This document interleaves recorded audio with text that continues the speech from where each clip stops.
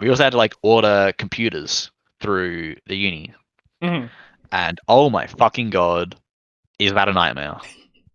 So before our project started, Mhm. we were given a budget write up with all these things we needed to purchase, and we were approved for a budget of $24,000, 83 yeah, sorry, $24,083 and 50 Mhm. cents. And it was like, yep, these are the exact prices of all these things. But that budgeting thing was made like a year ago. Mhm. So all the things that we needed to buy were no longer available from those sources Oh god. or stuff like that. So we then went and spent like a week going and redoing the budget list, and we're like, yep, okay, here are all the things you need to buy. Someone please buy them. Mhm. So we sent the request off to all the people that needed them. So like all the Dell purchases, because we needed to buy some Alienware PCs. All the Dell purchases go through this person, and all the other purchases go through this person. So yeah, so I sent Caitlin all of the purchases from like Amazon and stuff and all eBay stuff. I'm like, yep, Caitlin, please handle all these. And then I'm gonna change his name. What's Jerry? Jerry is his name. So I sent all these Dell purchases to Jerry. I'm like, That Jerry, makes it please handle funny all you're these for thinking me. of the other Jerry.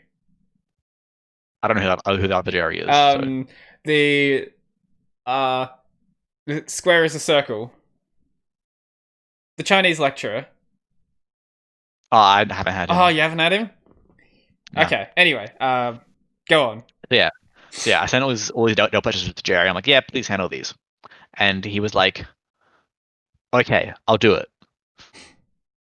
And like a week later, I'm like, have you done it? He's like, yep, I'm still waiting for approval from like this executive group. And I'm like, okay, cool, thank you for doing that for me. And then a week later, I'm like, hey Jerry, have you have you got any updates for me? No. And he's like, oh yeah, I'm waiting for approval from this different IT group. Like, okay, sure. And then he finally like got an like he got all the approval he needed. He got the invoice from Alienware. He's like, just double checking. This is what you want me to. This is what you want me to buy. Mhm. And I'm like, yes, I want you to buy that. But my supervisor has just said he wants monitors as well as those because we don't have enough monitors in the lab to support this. So can you add on these 4 monitors?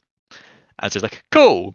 So then we did that. We did that whole 2 week process of getting all the approval from all the different people at uni, Mhm. and then getting the invoice back. And I'm like, yep, buy them, please. And then it took like 4 weeks for Alienware to even send the PCs to us. And the Mhm. PCs got to uni, and he had to install all the like uni required software and all the like uni Windows 10 builds on there. And then we got them and was like, yep, they work now. We turned them on, BSOD. We restarted them, BSOD. It's like, what do you mean they work? They won't turn on. Uh, so yeah, it ended up being something wrong with like a keyboard driver that was on Sure. the Okay. image, and so they came and they fixed that. They still one of them works perfectly fine. We ordered 2 PCs and a laptop. One of the PCs works perfectly fine. Mhm. One of the PCs sometimes BSODs, but not every day. They used to do it every day, multiple times a day. Now this one does like once a week. And the laptop, oh my god. It it doesn't BSOD anymore, Mhm. but what's really annoying is you can't set a Windows Hello pin. Like Mhm. the computers that I have been using in the lab, you can set a Windows Hello pin for it. So I can put in my staff account username and password, and then set the Windows Hello pin to 142563. And I'm like, hey guys, this is the pin for the computer. Oh yeah, I was gonna say, what the Nope. hell is a Windows Hello pin? Because I don't use Windows. So essentially you put in username and password, and then you set a different pin so you can give Ah, the pin okay. to someone else. Or like you don't have to type in your like full like 25 character pin, and it's only ever stored on your PC. It's not sent to the cloud or anything. Okay, makes sense. So yeah, people can't like hack into your Windows account and get your PIN. Um, but yeah, so that's what I did last semester. Is I logged in with my account to the computer and gave everyone my PIN, Mhm. and it worked fine. But no, I had to change my password for my staff account, and Mhm. then give everyone my password to my staff account. And be like, Oh. please don't log into my email account and email my students, or like log into my Learn Online and grade my students and give them all Or, the fails. my banking information and change that or anything like that. Oh yeah, but this is only my staff uni account. It Right, wasn't but like it's gonna have your payment information in there as well. yeah. All I had on there was yeah. Technically, if they logged into my staff, if they logged into my like staff web Then page, you go to the on staff the portal, you website. can change it from there. Yeah, yeah. But yeah, they didn't do anything of They that. didn't. That's So good. That you know of. that I know of yet. Maybe they've I'll find installed out soon. something and you just don't know about it. Yeah. Yeah, it was really fun. How many weeks did that whole process take in total? We got our PCs in week 8.